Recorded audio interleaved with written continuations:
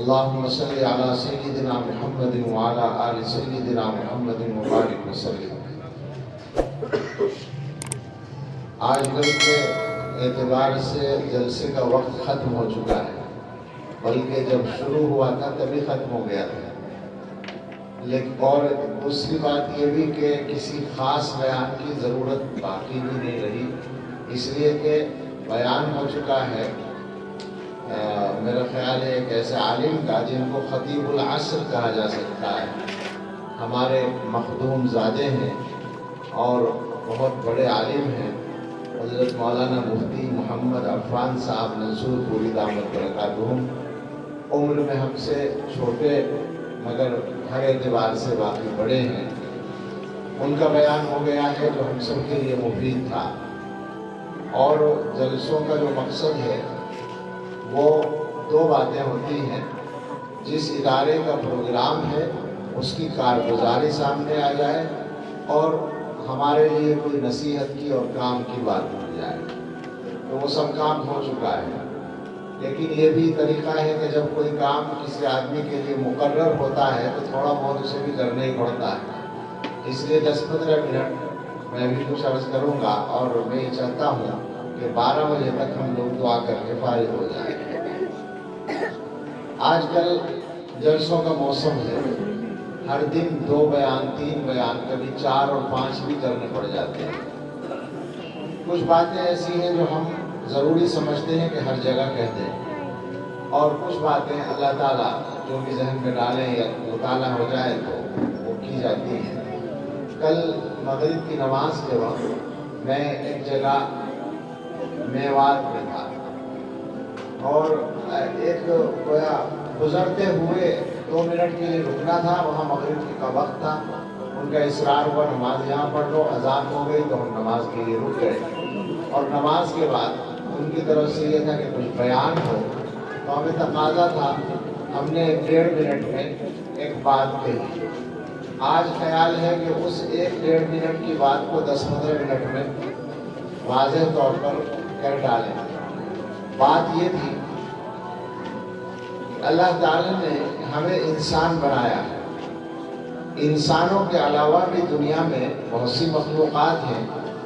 جاندار جو مخلوقات ہیں ان کو ہم حیوان کہتے ہیں، اپنے علاوہ جتنے جاندار ہیں وہ حیوان کہلاتے ہیں۔ تو غور یہ کرنا ہے کہ انسان جو ان سے الگ ہے حیوانوں سے، وہ کس وجہ سے الگ ہے؟ وجہ تو بہت ساری ہیں، علم کی وجہ سے، ایمان کی وجہ سے، عقل کی وجہ سے، لیکن ان ساری باتوں کی وجہ سے انسان کے اوپر ان سے الگ ایک ذمہ داری آئی ہے۔ اللہ تعالیٰ نے حیوان میں ترقی کرنے کی صلاحیت نہیں رکھی ہے، وہ جیسا ہوتا ہے ویسے ہی رہتا ہے۔ آپ ایک بھینس خریدتے ہیں، 5 سال تک یا 7 سال تک وہ آپ کو دودھ دیتی رہتی ہے۔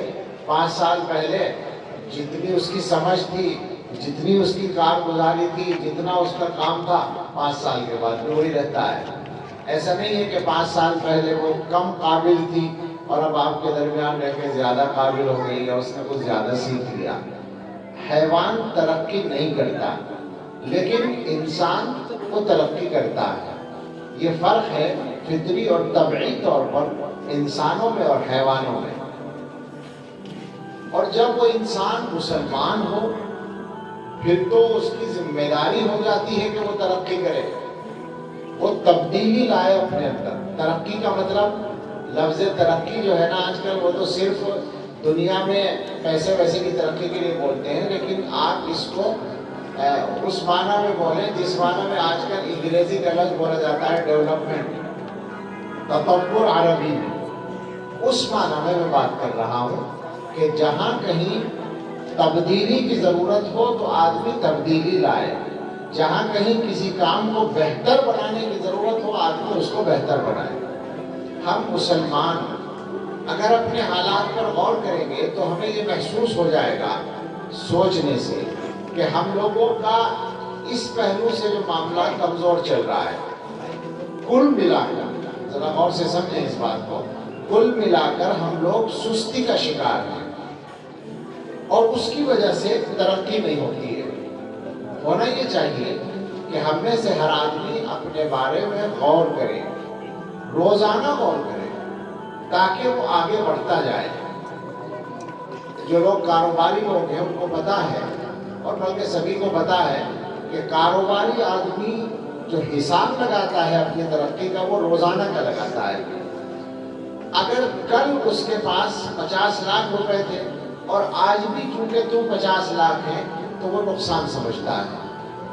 عربی میں ایک مقولہ ہے، من استوى یومہ فہو فی الخسران، جس آدمی کے 2 دن برابر ہوں وہ خسارے میں ہے۔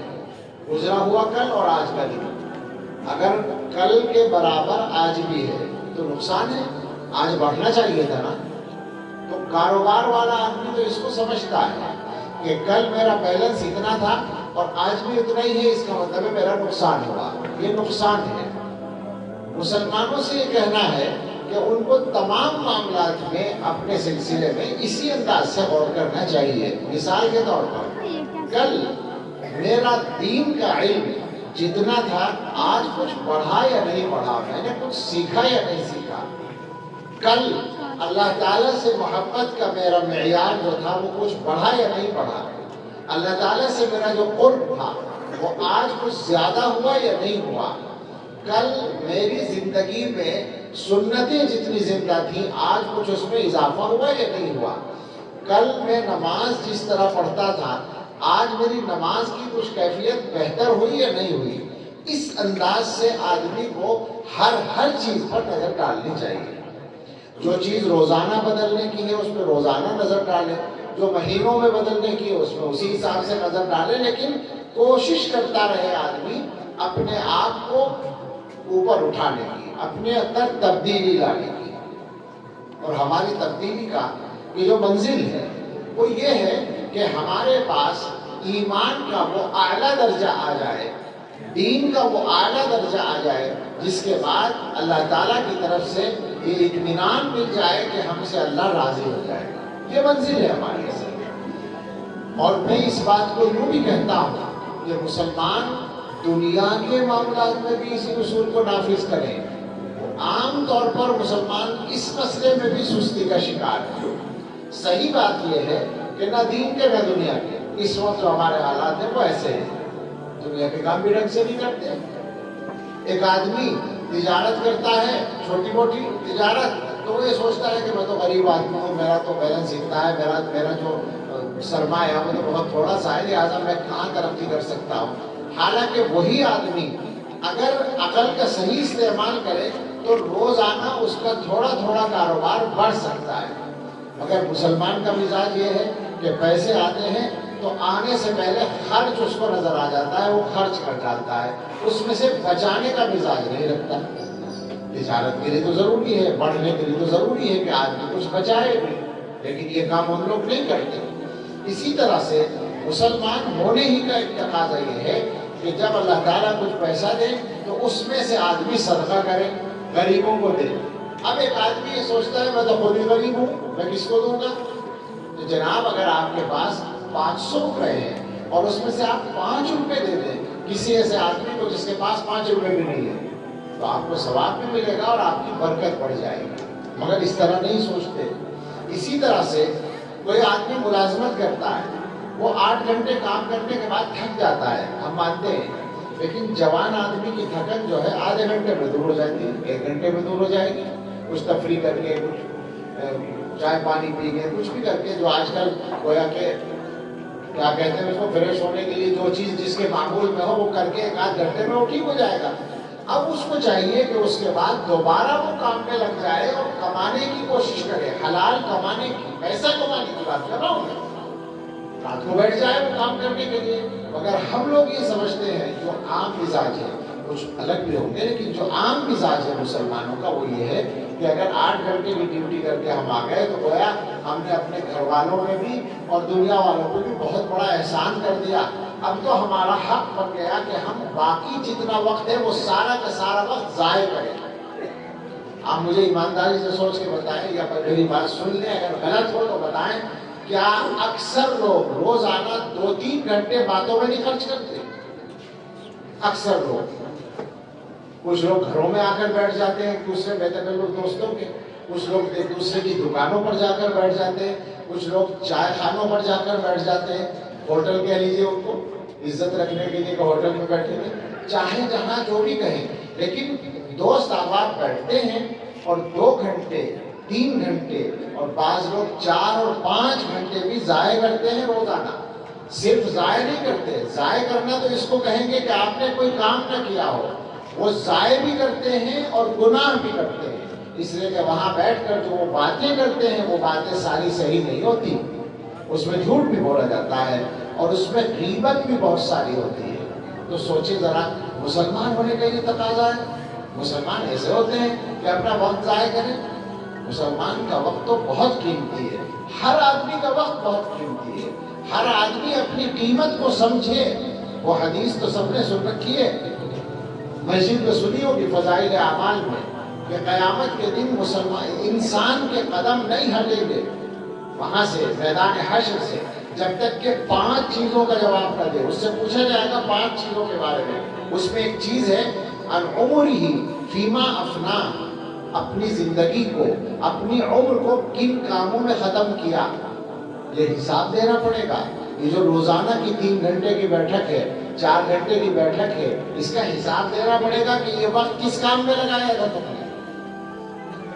تو غور کریں، حالات بدلنے کے لیے اپنے آپ کو بدلنے کی ضرورت ہے۔ میں نے جو یہ مضمون اٹھایا کہ انسان ترقی کرتا ہے، تبدیلی لاتا ہے، تو اس کا مقصد یہ کہنا ہے کہ جو حالات ہیں وہ ہمارے لیے سازگار نہیں ہیں کسی بھی اعتبار سے، نہ دینی پہلو سے ہیں اور نہ دنیا اور تجارت اور کاروبار کے پہلو سے، کسی بھی پہلو سے سازگار نہیں ہے۔ اب ہم یہ امید رکھتے ہیں کہ جن لوگوں نے قصداً ان حالات کو پیدا کیا ہے اور بگاڑا ہے، ہم ان سے امید رکھتے ہیں کہ وہ حالات کو ٹھیک کر دیں، تو یہ تو دیوانے کا خواب ہو جائے گا۔ ہمیں یہ کام جو اپنے کرنے کا ہے جس حد تک، وہ خود کرنا پڑے گا۔ ہم دشمنوں سے کیا امید رکھ سکتے ہیں؟ یہ زمانہ تو کھلی جنگ کا ہے، کھلی لڑائی ہے، ہمارے خلاف سب کچھ ہوتا ہے، ہم اپنی آنکھوں سے دیکھتے ہیں۔ تو کیا ہمارے ہاتھ باندھ دیے ہیں لوگوں نے کہ ہم اپنے حصے کا کام نہ کر سکیں؟ ہمیں اپنے حصے کا کام ڈھنگ سے کرنے کی ضرورت ہے، بدلنے کی ضرورت ہے۔ بار بار یہ بات کہتا ہوں اور یہی مضمون اصل ہے یہاں پر کہ بدلنے کی ضرورت ہے۔ جو خرابیاں ہیں ان کو دور کریں اور جو کمیاں ہیں ان کو دور کریں۔ خرابیاں کیا ہیں؟ شاید میرا خرابیاں جو ہیں کہتے ہوئے تکلف ہونے لگا ہے، مگر کیا کریں، تکلف کر کے بھی کام نہیں چلتا۔ ہندوستان بھر میں گھوم کر جو دیکھا ہے، مسلمانوں کی کوئی آبادی سودی قرضے سے خالی نہیں ہے۔ یہاں خالی ہو تو مجھے خوشخبری سنا دیجیے گا، میں خوش ہو جاؤں گا کہ کم سے کم ایک جگہ تو نکلی ہے ایسی۔ لیکن میں نے چھوٹے چھوٹے قصبوں میں جا کے دیکھا ہے، یہاں ہمارے عزیز بھی موجود ہیں اور آبائی وطن کے لوگ موجود ہیں جس کو سہسپور کہتے ہیں، اور ہم بڑے فخر سے کہتے ہیں کہ ہماری بستی ٹھوس مسلم آبادی ہے، بیچ میں کوئی دوسروں کا گھر نہیں ہے۔ اس بستی میں کئی ہزار گھروں میں سودی قرضہ ہے۔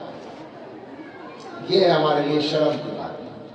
اور بجنور کے پھر دوسرے قصبات میں نے جا کے پوچھا ہے، اور سہارنپور میں اور مظفر نگر میں اور شاملی میں اور میرٹھ میں اور دلی میں، یہ دلی میں ہم بیٹھے ہیں تو دلی کے آپ بتا دیں مجھے، اور میوات میں اور ہریانے کے دوسرے علاقوں میں، اور اس کے بعد آگے چل کے راجستھان میں اور گجرات میں اور تمل ناڈو میں اور مہاراشٹر میں اور کرناٹک میں اور چھتیس گڑھ میں، اور صاحب ادھر بہار میں اور جھارکھنڈ میں اور آسام میں اور بنگال میں اور ادھر آندھرا اور تلنگانہ، کون سی جگہ کا، جہاں جہاں پوچھا ہے جناب، جہاں مسلمانوں کی آبادی ہے وہاں سودی قرضے میں بھیجے ہوئے، اور اس کی وجہ سے کتنی نحوستیں آ گئی ہیں میں آپ کو کھول کے نہیں بتا سکتا، شرم آتی ہے، بتانا مشکل ہے۔ جہاں جائیں گے مسلمانوں میں نشہ ہے، اور نشے کا عالم یہ ہے، جو جائزہ ہے، جو سروے ہے وہ یہ ہے کہ آبادی کے اعتبار سے نشہ مسلمانوں میں زیادہ ہے غیروں کے مقابلے میں۔ شرم کی بات ہوتی ہے۔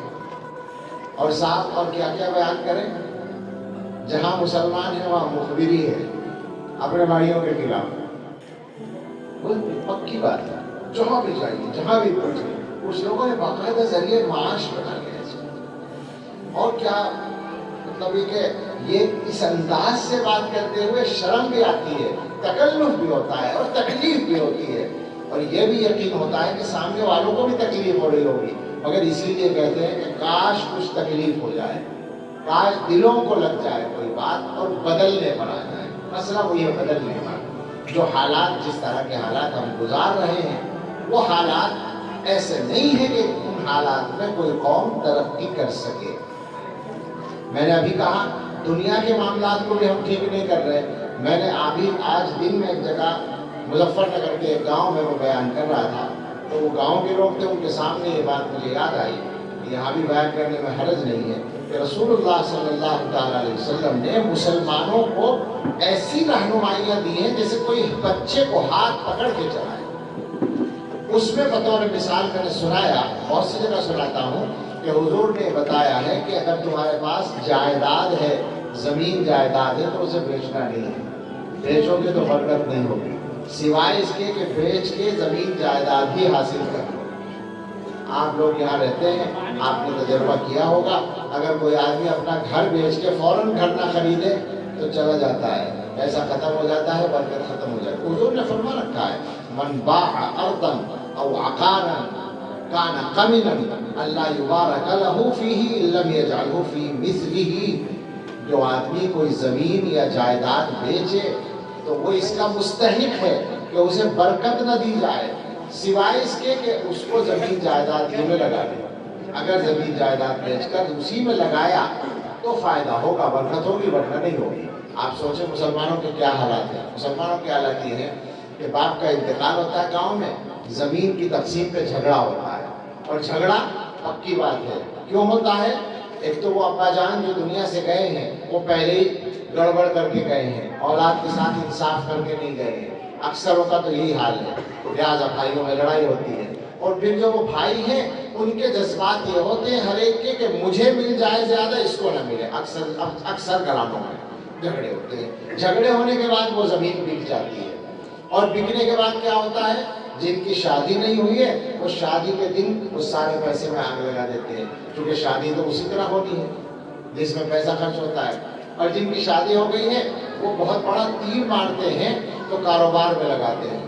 اور کاروبار میں کہوں گا تو آپ کو پھر برا لگے گا، برا تو خیر آپ نہیں مان رہے، سن رہے بیچارے میری بات، کیا کریں، کاروبار کرنا نہیں آتا۔ وہ جو زمین بیچی ہے جس نے اور وہ سوچ رہا ہے کہ میں پیسہ کاروبار میں لگا لوں، تو اکثر مسلمانوں سے کاروبار کرنا نہیں آتا، اور کام سیکھ کے کرنے کی عادت نہیں۔ میں غلط تو نہیں کہہ رہا ہوں، کچھ لوگ ہیں جو کام سیکھ کے کرتے ہیں، ورنہ اکثر سیکھ کے کرتے۔ ہمارا حال تو یہاں تک پہنچا ہوا ہے، آپ ہنسیں گے، گاڑی چلانے کا کام، ڈرائیونگ کا کام بھی سیکھ کے کرنا نہیں جانتے۔ ہم میں سے، ہمارے گاڑی چلانے والوں میں سے کتنے لوگ ہیں جنہوں نے باقاعدہ سیکھا ہو اس کام کو؟ میں اس کا تجربہ رکھتا ہوں، مجھ سے گاڑی چلانی نہیں آتی، سائیکل بھی چلانی نہیں آتی، لیکن گاڑی میں بیٹھنا آتا ہے، اس کا مجھے بہت تجربہ ہے۔ تو میں نے یہ دیکھا ہے کہ غیر مسلم ڈرائیور 90%، 99% ڈرائیونگ اچھی کرتے ہیں، اور ہمارے 90% ڈرائیونگ اچھی نہیں کرتے۔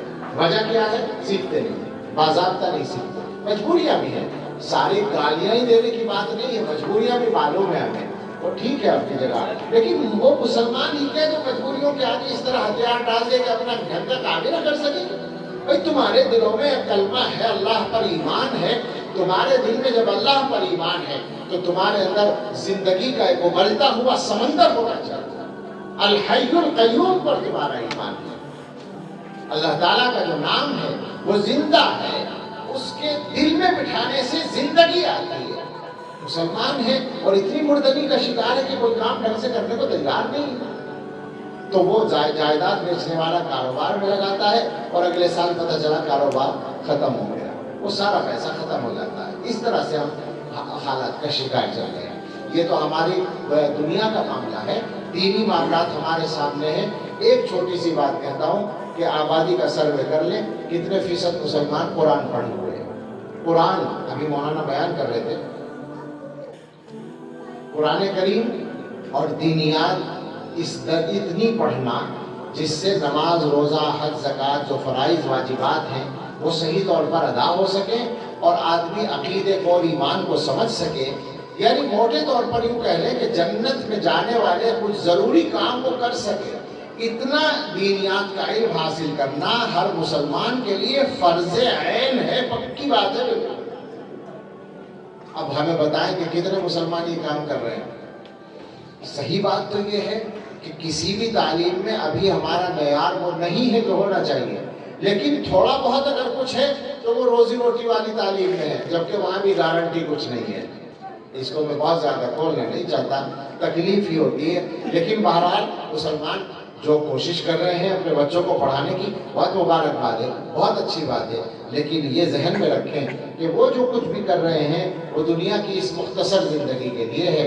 بعد کی جو لمبی زندگی ہے آخرت کی، اس کے لیے تیاری کا کام ہمارے یہاں نہیں ہو رہا ہے. تو بدلنا ہے اپنے آپ کو، اور بدل کر واپس لوٹنا ہے اصل چیز کی طرف، اپنے صحیح دین کی طرف، کامل دین کی طرف. میں نے جو آیت کا ٹکڑا پڑھا ہے، مفتی صاحب کی زبان میں ایک جملہ آیا تھا، شاید اسی وقت مجھے خیال آیا کہ میں آیت پڑھوں گا. اللہ کا رنگ، صبغۃ اللہ، یعنی جو اللہ کا رنگ ہے اس کو چڑھاؤ اپنے اوپر، اس کو اختیار کرو. ومن احسن من اللہ صبغہ، اور اللہ سے اچھا رنگ کس کا ہو سکتا ہے جو اللہ کی طرف سے چڑھایا جاتا ہے. مطلب یہ ہے کہ آپ اپنی زندگی اس طرح سیٹ کریں کہ آپ مسلمان نظر آئیں، آپ مسلمان دکھائی دیں، آپ اللہ کو ماننے والے نظر آئیں. یہ صحیح ہے، حالات مشکل ہیں اور مشکلات بڑھ رہی ہیں، مگر ہمیں یہ طے کر کے چلنا ہے کہ ہمیں مسلمان جینا ہے، مسلمان مرنا ہے، اور کوئی بات نہیں ہمیں منظور ہے. اور دو بات کہہ کر بات ختم کرنا چاہتا ہوں. یہ جو حالات ہیں ان کے بارے میں بھی غور کریں ذرا. جیسے مثلا حالات سے مجھے مراد ہے شریعت پر عمل کرنے میں جو رکاوٹیں کھڑی ہو رہی ہیں حکومت کی طرف سے. باقاعدہ اب تو قانون بن رہے ہیں، کھلا کھلا ہماری شریعت کے خلاف قانون بن رہے ہیں. ہم کوشش کرتے ہیں، احتجاج کرتے ہیں، مقدمے لڑتے ہیں، کامیابی نہیں ملتی ہے، وہ قانون بنا دیتے ہیں. طلاق کے مسئلے میں بنایا، حجاب کے مسئلے میں بھی بعض جگہ بنا دیا، اور کون کون سے معاملات ہیں. کئی برے کاموں کو انہوں نے جائز قرار دے دیا قانون، جو بالکل انسانیت کے بھی خلاف ہے. بغیر نکاح کے رہنے کو جائز قرار دے دیا قانونی طور پر، اور بہت سے معاملات ہیں. شریعت کے خلاف جو کچھ ہو رہا ہے یا شریعت پر عمل کرنے میں جو رکاوٹیں آ رہی ہیں، آپ اور ہم یہ بات سمجھ لیں کہ یہ ہماری بدعملی کا نتیجہ ہے، چونکہ شریعت پر عمل کرنے کو ہم خود تیار نہیں ہیں پہلے سے. یعنی مثال کے طور پر طلاق کا میں نے ذکر کر ہی دیا. جب طلاق پر حکومت نے قانون بنایا کہ 3 طلاق جو ہے وہ نہیں مانی جائے گی، تو حکومت نے اب قانون بنا. ان سے شکایت ہے ہمیں، انہیں نہیں بنانا چاہیے تھا، انہیں دخل نہیں دینا چاہیے تھا. لیکن میرا اپنے بھائیوں سے یہ سوال ہے کہ حکومت نے تو اب قانون بنایا، تم نے تو پہلے کنڈم کر رکھا ہے عملی طور پر. کیا معلوم نہیں کہ بہت سے گھروں میں 3 طلاق دینے کے بعد بیویوں کو ایسے رکھ لیا مسلمانوں نے؟ تم شریعت پہ عمل نہیں کرو گے تو وہ کرائیں گے کیا تم سے شریعت پر عمل؟ سوچنے کی بات ہے. آج اگر نماز پڑھنے میں کہیں کہیں کچھ مشکلات کھڑی کی جا رہی ہیں جان بوجھ کر، عام ہندوؤں کو کوئی پریشانی نماز سے نہیں ہے، وہ آج بھی مدد کرنے کو تیار ہے نماز پڑھنے میں، اور کرتے ہیں. لیکن ماحول بنایا جا رہا ہے، پلان کے تحت بنایا جا رہا ہے. مگر جو کچھ بھی ہو، اگر نماز پڑھنے میں دشواری آ رہی ہے تو مسلمان ہمیں بتائیں کہ اتنے دنوں سے آسانی تھی، کتنے لوگوں نے نماز پڑھی؟ اور گھر میں نماز پڑھنے میں تو اب بھی پابندی نہیں جناب.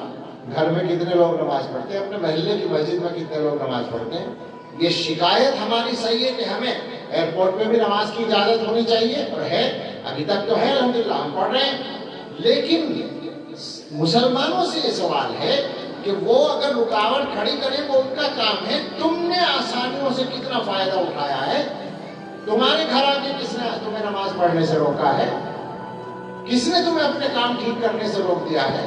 کس نے اپنے بچوں کو قرآن پڑھانے سے روک دیا ہے؟ سوچنے کی بات یہ ہے. معاف فرمائیں، آپ سوچیں گے کہ یہ تو ساری گالیاں مسلمانوں کو دے رہا ہے، کسی اور کو کچھ کہتا ہی نہیں ہے. کسی اور کو جہاں کہنے کا موقع ہوگا ہم وہاں کہیں گے، کہتے ہیں. لیکن جو اپنے کرنے کے کام ہیں وہ دوسروں کے حوالے نہیں کیے جا سکتے، اور جو اپنے ہاتھ کے کام نہیں ان کے لیے گالیاں دینے سے کیا فائدہ ہو سکتا ہے؟ اپنے کام کو ٹھیک کریں، اپنے حصے کا کام کریں، اپنے گھروں میں تبدیلی لائیں، اپنی ذمہ داریاں پوری کریں۔ ہم اپنے گھر کی ذمہ داری اگر ہر مسلمان اٹھا لے تو سارے مسئلے آسانی کے ساتھ حل ہو جائیں۔ اب یہ جو باتیں ہو رہی ہیں، سودی قرضہ کیوں آتا ہے؟ اس لیے کہ ضرورتیں پوری نہیں ہوتی، گھر والے پریشان ہوتے ہیں، شوہر گیا ہوا ہے، بیوی سودی قرضہ لے لیتی ہے۔ یہ معلوم ہی ہوگا آپ کو، زیادہ تر گھروں میں جو قرضہ آتا ہے وہ عورتوں کے نام پر آتا ہے، عورتیں لیتی ہیں، اس لیے کہ ان کو پریشانی ہوتی ہے۔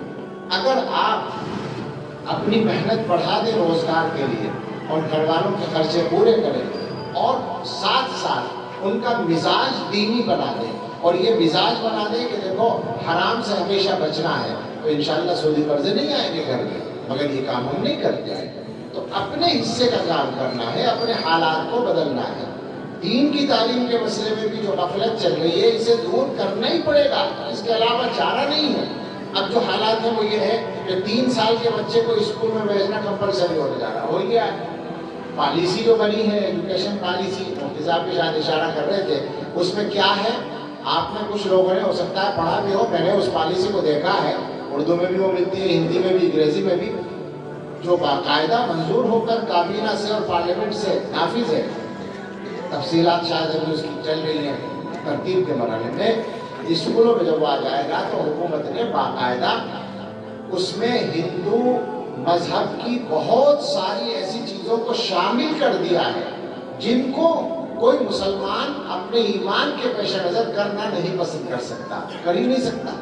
لیکن جب وہ لازم ہو جائے گی اسکولوں میں آ کر تو کیا ہوگا پھر؟ آپ سوچیں ذرا، میں بار بار یہ بات کہہ رہا ہوں کہ ایسے حالات ہیں کہ بچہ اسکول سے آئے گا تو آپ مجبور ہوں گے یہ کہنے پر کہ بھائی بیٹے تم اسکول سے آ رہے ہو، کلمہ پڑھ لو ایک بار، پتہ نہیں ایمان بچا یا گیا۔ ایسے حالات ہیں، تو ان حالات میں کیسے حفاظت ہوگی جناب؟ نسلوں کو کیسے بچائیں گے؟ کیا مسلمان اس بات کے لیے تیار ہو گئے ہیں کہ اپنے بچوں کو جہنم میں جانے دیں؟ کم سے کم اتنا بے ایمان تو مسلمان نہیں ہوا، میں یہ نہیں مان سکتا۔ مسلمان کے اندر ایمان کی اتنی رمق تو بہرحال باقی ہے۔ جب یہ باقی ہے تو پھر اس کا انتظام بھی کرنا پڑے گا، اپنے بچوں کے دین و ایمان کی حفاظت کے لیے کام کرنا پڑے گا۔ یہ بات ذہن میں رکھیں کہ دین کی تعلیم جس کو کہتے ہیں، جو مکتب اور مدرسے میں ہو رہی ہے، یہ تعلیم جہاں بند ہوئی ہے وہیں ایمان منقطع ہوا، وہیں ایمان کا سلسلہ ختم ہوا ہے، اور جہاں جاری رہی ہے وہاں تمام تر مخالفت کے باوجود ایمان زندہ اور باقی رہا ہے۔ تو ہمیں یہ بھی فکر کرنی ہے، کوشش کرنی ہے اپنے مدرسوں اور مکتبوں کو اچھی طرح چلانا ہے۔ ہندوستان کے مسلمان کی ایک خاص بات یہ، تھوڑی سی تعریف بھی کر لوں، اتنی دیر سے گالیاں دے رہا تھا۔ ہندوستان کے مسلمان کی جو سب سے بڑی خصوصیت ہے، اور وہ ہماری کیا خصوصیت ہے؟ اللہ تعالیٰ کی توفیق ہے، وہ یہ ہے کہ مسلمان اپنی دینی تعلیم کا انتظام خود کرتا ہے۔ یہ خاص بات ہے۔ انگریزوں کے جانے کے بعد، انگریزوں کے آنے کے بعد، مغلیہ سلطنت کے ختم ہونے کے بعد دارالعلوم دیوبند چندے کا پہلا مدرسہ قائم ہوا۔ اس سے پہلے ہماری تاریخ میں دینی تعلیم کا انتظام بادشاہ کرتے تھے، نواب لوگ کرتے تھے، یا کچھ خاص مالدار لوگ کرتے تھے۔ عمومی چندے کا تصور نہیں تھا۔ یہ بالکل تجدیدی کام ہوا تھا دیوبند سے، جو شروع ہوا اور پھر ساری دنیا میں پھیلا۔ تو اس کی وجہ سے میرا خیال تو یہ ہے کہ ہندوستان میں مسلمان زندہ ہے اور زندہ رہے گا، اس کا یقین ہے۔ اس لیے کہ دین کو زندہ رہنا ہے، دین کو تو کوئی مٹا نہیں سکتا، دین تو باقی رہنا ہے۔ اس دین کے باقی رہنے میں آپ کا پیسہ لگتا ہے اور آپ کی محنت لگتی ہے، تو آپ بھی باقی رہیں گے۔ یہ تو اللہ بے کا نظام ہے، اللہ تعالیٰ باقی رکھیں گے۔ ویسے بھی ہندوستان کے مسلمان جو ہے، ہم کہہ چکے ہیں یہ بات، اپنے بھائیوں سے کہتے ہیں کہ اس خواب و خیال میں نہ رہیں کہ یہ مسلمان ان کے لیے لقمہ در ثابت ہوگا۔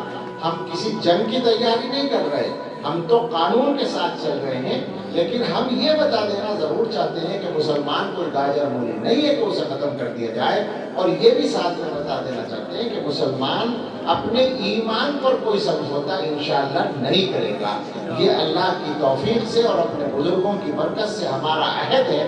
ہم دعا کرتے ہیں کہ اللہ تعالیٰ ہمیں اس عہد کو پورا کرنے کی توفیق دے، اور اللہ اس لیے جو ادارہ چل رہا ہے اس کو بھی آباد رکھے، ان کی محنت کو قبول فرمائے۔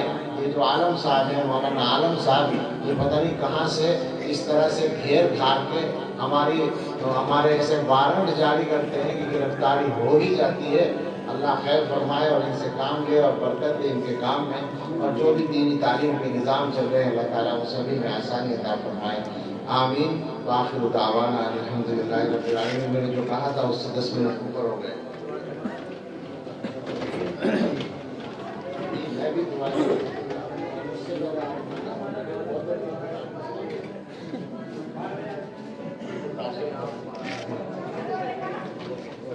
مجھے تو یہی محسوس ہوا۔ الحمدللہ رب العالمین والصلاة والسلام علی سیدنا محمد وآلہ واصحابہ اجمعین۔ ربنا آتنا فی الدنیا حسنۃ وفی الآخرۃ حسنۃ وقنا عذاب النار۔ اے اللہ ہم سب کے گناہ معاف فرمائیے، اس پروگرام کو قبول فرمائیے، یہاں جو باتیں کہی گئی ہیں ہمیں ان پر عمل کی توفیق عطا فرمائیے۔ اے اللہ ہم آپ کے کمزور بندے ہیں، ہر اعتبار سے کمزور ہیں، ہمیں اللہ قوت عطا فرمائیے، ایمانی قوت عطا فرمائیے، علمی اور روحانی اور جسمانی قوت عطا فرمائیے۔ اے اللہ ہر قسم کی بیماریوں سے شفا عطا فرمائیے۔ ہم میں، ہمارے گھروں میں، رشتہ داروں میں، متعلقین میں جو کوئی بیمار ہیں اللہ سب کو صحت کاملہ عطا فرما دیجیے۔ جن کے ذمہ قرضے ہیں اللہ سب کے قرضے ادا کرا دیجیے۔ جو بے گھر ہیں انہیں اچھے گھر عطا فرما دیجیے۔ جو بے روزگار ہیں انہیں بابرکت حلال روزگار دے دیجیے۔ اللہ جو مقدموں میں الجھے ہوئے ہیں ان کو ان سے نکال دیجیے۔ جو جیلوں میں بند ہیں اللہ رہائی دلا دیجیے۔ جو بے اولاد ہیں اللہ انہیں اچھی اولاد عطا فرما دیجیے۔ اے اللہ جو اولاد کی طرف سے کسی پہلو سے پریشان ہیں وہ پریشانی دور فرما دیجیے۔ ہم سب کے دلوں کی اللہ اچھی تمنائیں پوری فرما دیجیے۔ اللہ ہمیں ایمانی قوت بھی عطا فرما دیجیے۔ اے اللہ معاشی اعتبار سے بھی استحکام عطا فرما دیجیے۔ اللہ ہم سب کی اور ہمارے اہل و عیال اور متعلقین کی عمر میں اور رزق میں اور دین میں برکت عطا فرمائیے۔ اے اللہ اس پورے مجمع پر اور اس پورے علاقے پر اپنی خاص رحمت کی نظر ڈال دیجیے۔ اللہ ہمارے دلوں پہ خاص رحمت کی نظر ڈال دیجیے۔ اللہ ہم سب کے لیے اور پوری امت کے لیے آنے والے وقت کو گزرے وقت سے بہتر بنا دیجیے، اور سب سے بہتر ہم سب کے آخری وقت کو بنا دیجیے۔ اے اللہ ہم اپنے لیے اور سارے لوگوں کے لیے ہر خیر کا سوال کرتے ہیں، عطا فرما دیجیے۔ ہر شر سے پناہ چاہتے ہیں، اپنی پناہ میں لے لیجیے۔ اور ہماری یہ دعائیں اور اس سے پہلے اور بعد کی جو بھی دعائیں ہیں اللہ سب قبول فرمائیے۔ ربنا تقبل منا انك انت السميع العليم وتب علينا انك انت التواب الرحيم وصلى الله على سيدنا محمد وآله وأصحابه أجمعين برحمتك يا رب۔